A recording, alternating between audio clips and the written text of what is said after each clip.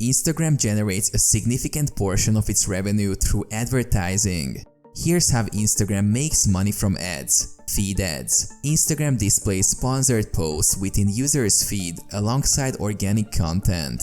These ads can appear as photos, videos, carousels, or stories, and they are tailored to match users' interests and demographics. Advertisers pay Instagram to reach their target audience, and the revenue is generated through ad impressions or clicks. Stories ads. Instagram also monetizes its stories feature by inserting ads between organic stories.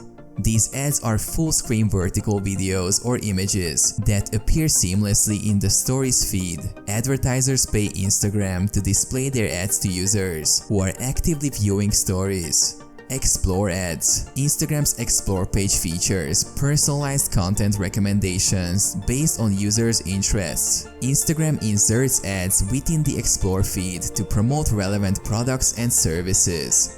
Advertisers pay Instagram to reach users who are exploring new content and looking for inspiration. Shopping ads. Instagram has generated shopping features into its platform, allowing businesses to tag products within their posts and stories. When users click on these product tags, they can view details and make purchases. Instagram earns a commission on each sale made through the shopping feature.